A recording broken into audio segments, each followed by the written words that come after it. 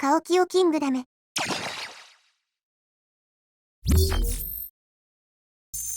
遡ること17年、2006年、ニュースーパーマリオブラザーズが発売されます。その当時では、RTA の記録を掲載する際には、スピードデモズアーカイブというサイトが活用されていました。このサイトでは、多くの有識者が集まり、チャートの開拓や、最速プレイに関する貴重な情報が寄せられていました。本作発売から1ヶ月後の6月1日、本サイトで、とある投稿がされます。スローブローというユーザーが、最短ルートがわからない状態で、39分以内に5レスで完走しました。また、30分ぐらいを目標にすればいいのでしょうかと投稿しました。この投稿に、実際のプレイ映像の記載はありませんでした。また、青コーラは、苦手で全く使わなかったとのこと。青コーラのデメリットとして、通常のマリオよりも、ダッシュ速度がわずかに低下していること、ダッシュ時の方向転換ができないことが挙げられ、操作難度も、通常のマリオに比べれば高いと言えます。しかし、青コーラは、水中での操作精度の向上や、敵を倒すことができるダッシュ攻撃を持っており、デメリットよりも、メリットの方が上回っているため、使用した方が最速記録は狙えるでしょう。スローブロー氏の投稿の2ヶ月後のこと、クロノロックスというプレイヤーのプレイ動画が投稿されます。クロノロックス氏は、できる限り早く1の1をゴールします。ここでは、特に注目すべき点はありません。その後、1の2をプレイします。ここで注目していただきたいのが、この赤いパタブロック。1の3からスタートするこのパタブロックは、左に移動するか、右に移動するか、コースの終了ごとに決定されます。1の3の左隣である1の2に到着する可能性は 50% で、パタブロックが1の3の右隣である1の塔に到達した場合、とある理由により、ゲームをリセットします。パタブロックから取得できるアイテムは、ワンナップキノコ、フラワー、青コーラの3種類。クロノロックス氏は、その3種類のうちの青コーラを取得するチャートを採用しているため、1の2にパタブロックが来なかった時点でゲームリセットをします。50% の確率で到着するパタブロックの中から、3種類のうち1種類の青コーラを引き当てる確率を組み合わせると、14回に11回は青コーラを引き当てることができません。つまり、14回に11回はリセットが要求されるということ。これが、本 RTA が難易度が高いと言われる理由の一つです。キノコハウスでコーラを取得する手段もありますが、1の2で取得するのと比べ、17秒ほど遅いため、1の2での青コーラ取得チャートを採用せざるを得ません。また、青コーラが、本 RTA の要となっているのは、1の塔で裏ゴールをするために青コーラが必須となるためです。本作では、8種類のワールドが存在していますが、プレイするワールドは、ワールド1、ワールド5、ワールド8のみです。ワールドをスキップするために大砲を乗り継いでいきます。ワールド5に到着後、5の1をゴールし、5の2を裏ゴール、5の塔をスキップして、5の3へ直行。その後、お化け屋敷の裏ゴールで、ワールド8へ、8の1、8の2をゴールし、8の塔のクッパジュニアの元へ行きます。踏みつけた後に甲羅にこもる動作があるのですが、それまでの数フレームの間踏みつけることができるので、連続で踏みつけて早期撃破することが可能です。8の3の水中面では、甲羅マリオだと、移動速度が大幅に上昇するので、巨大ウツボを無視して地上へ、ゴール前のガサゴソに意図的に当たり、ファイヤーフラワーを取得できる状態にします。青コーラのダッシュ攻撃がないため、難易度ははるかに上昇しますが、冒頭でもお話ししたように、青コーラのダッシュ速度は、通常のマリオよりも遅いので、記録狙いではファイヤーマリオ状態でプレイします。その後は、8クッパ城まで、素早くプレイをしていき、クッパジュニアを踏みつけてクッパを飛び越えます。クロノロックス氏のプレイは、当時では圧倒的で、9年間記録が破られることはありませんでした。彼のプレイが圧倒的といえど、なぜ、この長い時間の間記録が破られなかったのでしょうか。理由は、主に、録画環境の問題があります。当時では録画環境が整っておらず、本 RTA に挑戦する競技人口が少なかったことが、長い時間の間記録が破られなかった理由の一つとして挙げられます。2015年、Wii U の登場によって、本 RTA の記録が大きく変化します。様々なニュースーパーマリオブラザーズのゲームで、多くの世界記録を保持していたことでよく知られていた、E ウォーラーという奏者がクロノロックス氏の記録を破り、24分28秒で完走しました。細かい部分の移動時間の節約により、クロノロックス氏の記録と比べ、3秒短縮されていました。まず最初に注目すべき点は、青コーラの移動速度です。通常のマリオに比べ、コーラマリオのダッシュ速度は 10% 低下するため、できるだけ甲羅にこもらないように、ジャンプを多用すること。また、ゴールポールに捕まる際に、マリオが滑り落ちて飛び降りるアニメーションが再生されます。これを、ゴールポールに当たる前に、方向転換をすることで、回転するアニメーションを再生せずに、マリオが飛び降ります。これにより、全体を通して、3.8 秒の節約ができます。また、この走行で実装された3番目の新テクニックとして、デスワープが挙げられます。8の塔には、スネークブロックが登場する実質的な強制スクロールステージで、多くの RTA 奏者を悩ませました。ですが、この新テクニックでは、スネークブロックを無視し、ダメージを受けながら中間ポイントを取得。意図的にやられることで、スネークブロックが中間地点にセットされた状態から、ゲームを開始することができます。これらの新しいテクニックが浸透していきました。その5ヶ月後、マイリトル・ウォレラス氏が、クリアタイムを大幅に縮めます。史上初の23分台で、これまでの走者とは違い、後半も、コーラマリオを使ったチャートを採用していました。この世界記録は、9ヶ月間破られることはありませんでした。ですが、2016年10月27日に、その記録が打ち破られます。またしてもマイリトル・ウォレラス氏によって、自身の記録を20秒短縮をした走りですが、この記録の中で、偶然起こった謎の現象が波紋を呼びます。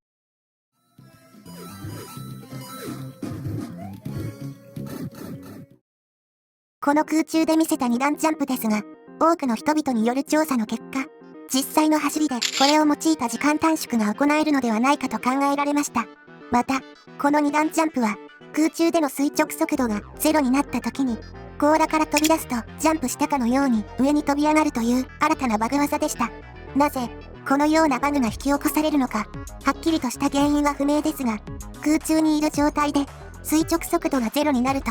地上にマリオがいる状態とゲームのプログラムが混乱を起こし、このようなバグが起こるのではないかと仮定されています。この甲羅ジャンプバグはスペースジャンプと名付けられ、実際に活用できるエリアが発見されました。8の2では、上の土管にたどり着くため、水位を上昇させる必要がありますが、このスペースジャンプを活用すれば、水位を上げなくても上にたどり着けるといった時間短縮技でした。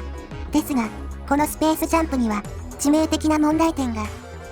このジャンプを実行するために、猶予フレームが1フレームしかないことや、このバグが成功したとしても、上に届くまでの距離に到達しないことが、このスペースジャンプの問題点でした。極めて難易度が高く、人力での実行は不可能と考えられ、実戦で用いられるテクニックの一つとはなりませんでした。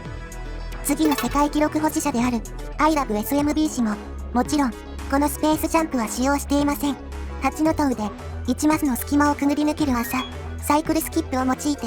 3.5 秒時間短縮を行っています。2018年7月19日、モイセイワというプレイヤーが、23分15秒で世界記録を樹立。Oh, I got the fucking record. Oh. また、この走りは、後半にファイアフラワーを使うチャートを復活させるという点が、時間短縮の大きな要因の一つでした。コーラマリオの方が安定していて、ほとんどの敵を無視することができますが、ダッシュ時の速度低下が弱点として挙げられていたため、この記録では、ファイアマリオを選択しました。また、新たなテクニックの、ファイアホッピングが用いられているのも特徴です。タイミングよくファイアボールを出すと、崖をつかむ、アニメーションをキャンセルでき、時間短縮することができます。このように、新しいテクニックが発見されていき、プレイの最適化が進んでいきましたが、奏者たちは、まだ、序盤でリセットをしなくてはならない、重大な問題を抱えていました。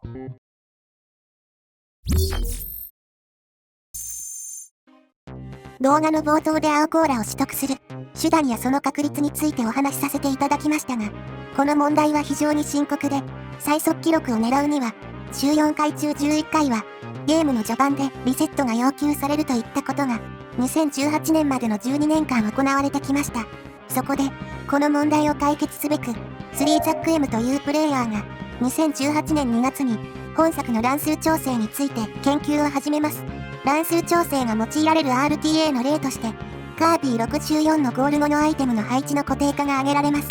具体的な説明は省きますが、乱数調整を行っているため、別ステージでも全く同じ配置にすることができるといった技。簡単に言うと、運要素を排除できる技のことです。乱数調整は、マリオシリーズの中では大変珍しく、その開拓の歴史も奥深いものがあります。乱数調整を説明させていただく前に、前提として知っていただきたい乱数について解説させていただきます。皆さんは乱数をご存知でしょうか？乱数とは、サイコロの出目のように規則性がなく、予測不能な数値のこと。ゲームには、ランダム要素、運要素が多く存在していますよね。このランダム要素に、乱数が大きく関わっています。例えば、乱数が100の場合、パタブロックから甲羅が出るようになる。101の場合は、ワンラップキノコ、102はファイアフラワーと、ゲームの内部では、この乱数を参照して、疑似的にランダム要素を生み出しています。マインクラフトでワールドを生成する際に用いられるシード値、これも乱数です。マインクラフトの場合、乱数を入力し、ワールド生成のパターンを固定化することができます。本作では、当然乱数を入力することはできません。ですが、乱数は、特定の行動で固定化させることや、ゲーム中の動作によって変動させることができると、研究によって明らかとなりました。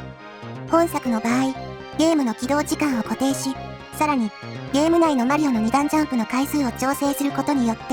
自分の狙った乱数に調整することができるのです。この発見は、序盤のリセットゲーを排除することができる、本 RTA における革命的な要素でした。この乱数調整の登場によって、リセット回数が以前に比べ減少しましたが、人力での操作のため、ズレが生じることがありました。また、乱数を正確に知る術がないので、乱数調整に失敗することも多々ありました。2018年の7月、日本人奏者のアンドレ MH 氏によって、ゲーム開始時の乱数を確認する方法が発見されます。このオープニングで見られる走り出すキノピオたち。このキノピオたちの配置が乱数を参照していることが、研究によって明らかとなりました。キノピオの配置は何パターンかに分かれており、この動きのパターンを見て、どの乱数に入っているかを確認します。パターン A の場合、2段ジャンプを1回、パターン B の場合、2段ジャンプを2回と、乱数調整を行うことが可能となったため、リセットの確率が著しく低下しました。また、本作における乱数調整を、日本人奏者の甲斐野化石氏が解説する動画も投稿され、乱数調整の開拓に関する第一人者が日本人であるということも、本 RTA の歴史を語る上で欠かせない重要な要素となっています。この乱数調整の登場によって、ニュースーパーマリオブラザーズの RTA は、新しい時代を迎えることとなります。モイセンワ氏は23分5秒と、22分台に最も近い記録を樹立します。これは、乱数調整を使用した初の世界記録で、1の塔の動く足場を正確に登っていく、タスサイクルといった技が用いられているのも特徴でした。同じく、モイセンワ氏は、11月に世界記録を更新。初の22分台を打ち立てる可能性がありましたが、8の6で3秒ロス、8の8では、分析の周期が悪かったため2秒ロスと、細かいロスが重なってしまい、記録は惜しくも23分3秒となりました。また、本 RTA は、プレイヤーのミスによるロスだけでなく、運に作用される要素が存在します。ワールドマップのオブジェクトの移動です。ワールド1やワールド5では、パタブロックの移動によるタイムロスを気にする必要はありませんが、ワールド8ではどうでしょうか。2016年1月20日のマイリトルオレラス氏の記録を見てみましょう。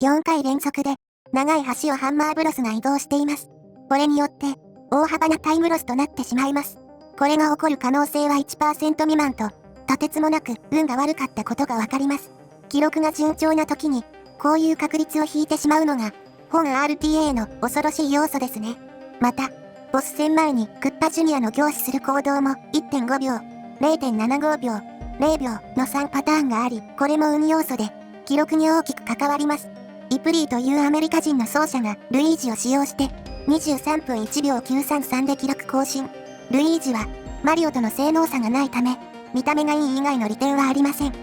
説明が遅れてしまいましたが、本作にはクリアタイムの末尾がゾロ目になると花火が上がる演出が存在していて、イプリー氏の記録を見てみると、末尾のゾロ目を回避していることがわかります。このような細かな時間短縮を重ね、世界記録を更新したイプリー氏。その後、何度も世界記録を更新をし、23分を切ろうとします。22分の記録が見えた最終戦、最悪な事態が起こります。Technically be a 22. No, the one クッパジュニアの凝視アニメーションを引いてしまいます。どれだけ最適化を重ねても、わずかなミスや運要素によって22分には And 届き before ま it せ gets ん。 retimed to the 2301. 本当に23分の壁を破るプレイヤーは現れるのでしょうか。2019年3月5日のとある奏者の記録を見てみましょう。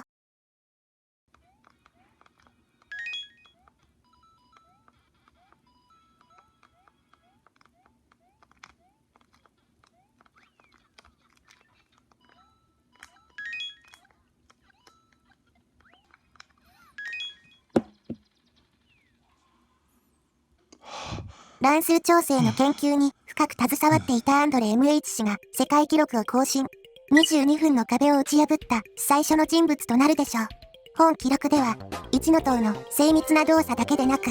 5の3のシェルハイパースピードと呼ばれる技が使用されています。斜面にいる状態で甲羅を投げ、ジャンプをすると、通常よりも速い速度でダッシュをすることができる技。達成作者のハートマン氏によって以前から発見されていましたが、難易度の高さから実際に RTA で使用されることはありませんでした。ですが、アンドル氏はシェルハイパースピードを初めて実戦で導入し、世界初の22分台の記録を打ち出したのです。アンドレ MH 氏の22分台突破を境に、本 RTA の記録争いが加速していきます。アンドレ MH 氏の世界記録更新から1ヶ月後のこと、4月27日、イプリー氏が世界記録を更新。さらにその3ヶ月後、7月7日、グリッチマン24という奏者が、本 RTA の記録を狙いに行きます。23分台の記録を切るペースで、8の7まで順調にプレーをしていました。ですが、Please, please, dude.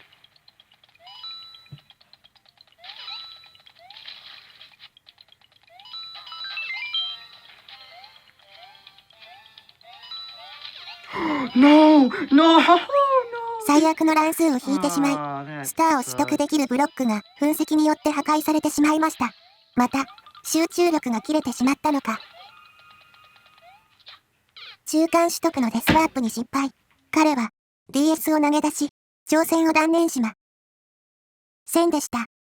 彼は諦めませんでした。22分56秒033。先ほどの失敗から1時間半後のこと、見事世界記録を更新することに成功したのです。8の1のクロス系を乗り継ぐ綺麗な走りや、タイムロスを最小限に抑えた動きから、グリッチマン24時の努力が見受けられますね。2日後のこと、イプリー氏が再び世界記録を更新。グリッチマン24時の記録を1秒以上短縮し、22分54秒833となりました。イプリー氏が世界記録を樹立してからわずか6時間後、これにはグリッチマン24時もいても立ってはいられず、8の塔にて5秒近くタイムロスがありましたが、8の6やクッパ城での優れた動きによってイプリー氏から世界記録を奪い返しました。グリッチマン24時の勢いはとどまるところを知らず、1日後に22分52秒133で世界記録を更新。前回の自身の記録を2秒短縮しました。奏者たちはこの5日間で新たなテクニックを導入せず、最短時間を5秒も縮めることに成功しました。その後の7月24日、イプリー氏はグリッチマン24氏から世界記録を取り戻すところでしたが、クッパ城でミスをしてしまいます。記録は22分52秒300で、わずか 0.17 秒の差でした。このイプリー氏の記録は、クイックシェルグリッチと呼ばれる技を、初めて実戦で実装した記録でした。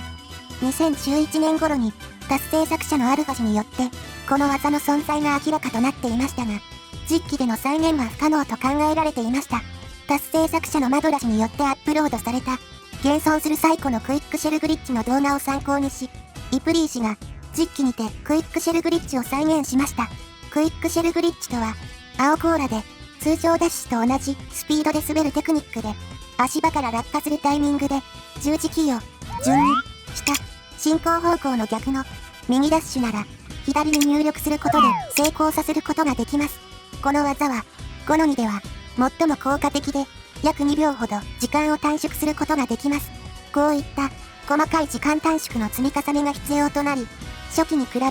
難易度も格段に上昇していることがわかります。この後、本 RTA に大きな影響を与える新しいテクニックがまた導入されることとなります。その新しいテクニックは、とある奏者の書き込みによって発見されました。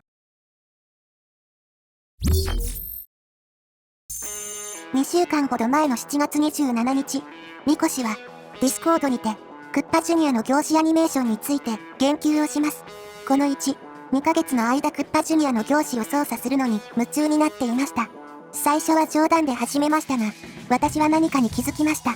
画面を左スクロールした状態で3段ジャンプを行い、エンカウントをすると、100% の確率で凝視が無効化されます。実際には、100% ではなく 80% ほどの成功率でしたが、この発見は、奏者たちにとって、とても有益な情報でした。これらの新テクニックを導入し、8月16日、グリッチマン24氏は、また世界記録を更新。22分49秒383と世界記録を1秒ほど短縮。この5ヶ月の間、グリッチマン24氏は、怒涛の記録更新ラッシュをしました。この更新ラッシュは、正気の沙汰ではありませんでしたが、まだ一部に過ぎません。その数週間後のこと、自身の記録を大幅に上回り、22分44秒533。彼は、5度目の世界記録保持者となりました。ですが、なぜ、グリッチマン24氏は、ここまで、大幅な記録更新をすることができたのでしょうか。動画の中盤にお話ししました。8の2で時間短縮を狙うことができる本作における、最高難易度テクニック、スペースジャンプ。グリッチマン24氏は、先ほどの記録で、この技を用いたのです。8の2の大幅な時間短縮となる、この技は難易度が高すぎるがゆえに、2016年から2019年の3年間使われることはありませんでしたが、ついに実戦で導入したグリッチマン24氏。この記録更新によって、今後、他の奏者たちは、8の2のスペースジャンプを成功させなければ、世界記録を狙えなくなるということになり、本 RTA の世界記録樹立のハードルを格段に上げたと言えます。この世界記録は、7ヶ月間もの間更新されることはありませんでした。グリッチマン24氏の記録を打ち破ろうと、闘志を燃やす奏者がいました。翌年の3月、8の3でミス。このミスにより、グリッチマン24氏を打ち破ることができなかった、スパイシーヌードルズ氏。彼は諦めずに挑戦し続け、その後の4月、4秒短縮し、見事、グリッチマン24氏の記録を打ち破りました。また、スパイシーヌードルズ氏は、22分40秒台に到達した初の奏者となりました。これには、グリッチマン24氏のいても立ってはいられず、数週間後のこと。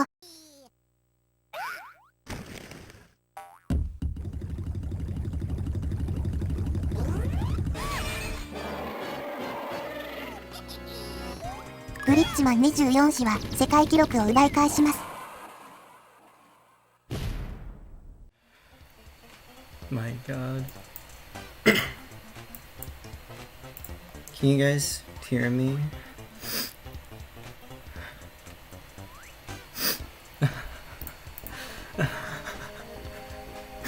Oh my God. この記録のワールド5は、とても綺麗な走りで、完璧とも言えました。ですが、グリッチマン24氏は、この記録に満足することはなく、課題点を多く挙げました。ワールド8の課題点がメインで、全てを改善することができれば、1.5 秒短縮できると述べました。日々練習に励む中、また、新たなテクニックが発見されることになるとは、誰しもが予想していませんでした。隠されたテクニック、Q ワープ。8の塔2で用いられるテクニックの一つとして、挙げられるデスワープ。このデスワープをするまでに、スネークブロックを待たなければいけません。このタイムロスをなくすことができる技。それが、Q ワープです。J ビュード氏は、この Q ワープを使い、世界記録を更新した最初の人物となり、また、世界記録更新のハードルを格段と上げました。スペースジャンプを超えるテクニックの急ワープ。失敗してしまえば、記録は水の泡となってしまう。ハイリスクな最高難易度テクニックとして知られています。ご覧の通り、目印のようなものは一切なく、どのタイミングでボタン入力をするのかは、慣れの問題で、成功率は極めて低いです。この記録を打ち破る奏者が現れることがないと言えるほど、世界記録には高い壁ができていました。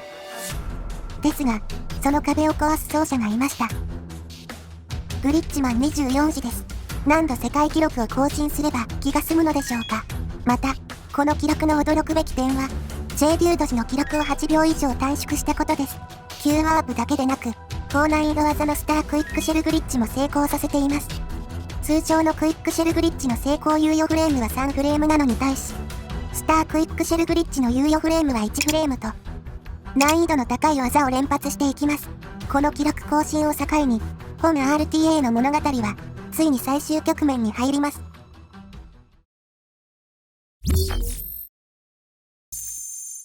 またしても世界記録を更新したグリッチマン24氏。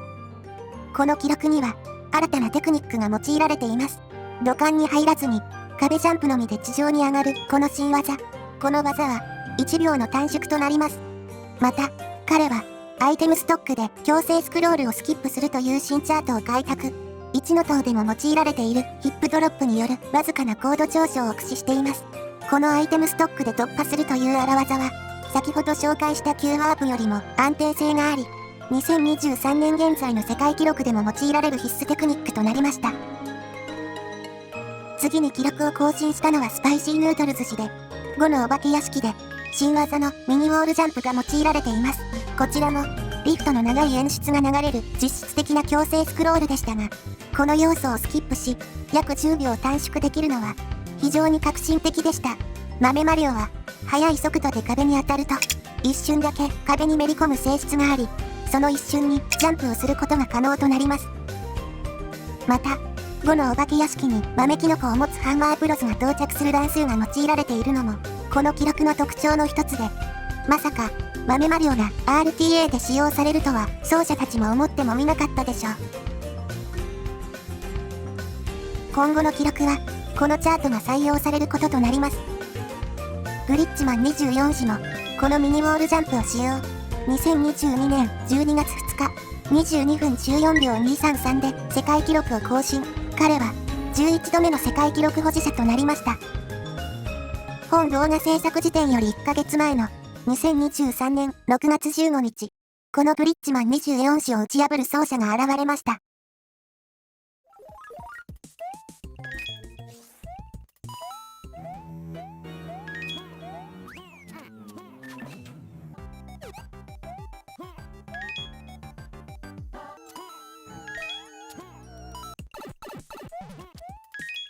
Let's go.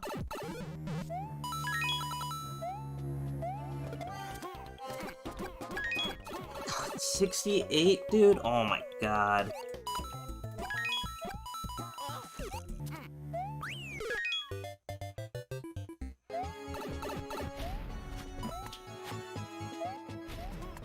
Just need to focus for 2 minutes, man.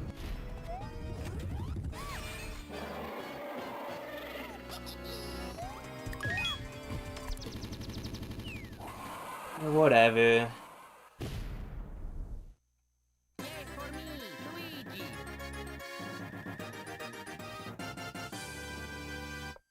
アメリカ人奏者、女子 TGR 氏。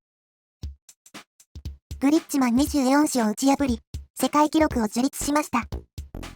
彼のプレーの一部を見てみましょう。記録に大きく影響した要因の一つとして、ミニウォールジャンプの回数が挙げられます。グリッチマン24氏のと比べ、女子 TGR 氏は、ジャンプ回数が多く、大幅な時間短縮に成功しています。また、細かい操作が正確でミスがほとんどないことが、グリッチマン24氏の記録を打ち破った大きな要因でしょう。この記録を打ち破るため、グリッチマン24氏は、自身の記録の改善点を挙げ、目標を立てています。グリッチマン24氏の記録を3秒離し、世界記録を打ち立てた女子 TGR 氏、8の6のタイムロスや、クッパ上のミスがなければ、22分10秒の壁を打ち破ることができたと述べています。ですが、現状、本 RTA に存在する記録の中で、最も精密な走りをしており、この記録を超えるのは大変難しいと言えるでしょう。女子 TGR 誌の記録が打ち破られる日は来るのでしょうか？ということで、今回は、ニュースーパーマリオブラザーズの RTA 世界記録の歴史について解説させていただきました。本 RTA では、乱数調整が新たに発見され、新しいチャートが開拓されるなど、攻略の方法が未知数となっています。運に依存する要素が、奏者たちの研究や努力によって排除されていき、発売当初と比べ、プレイスタイルが大きく変化しました。また、本 RTA は、高度なプレイヤースキルが要求される、間違いなく、難しい RTA という、奥深いゲームであることがわかります。新たなテクニックが発見されることによって、記録に、さらに、大きな変化が現れるかもしれません。今後、ニュースーパーマリオブラザーズの RTA に、どのような進化が待ち受けているのでしょうか。最後までご視聴いただき、ありがとうございました。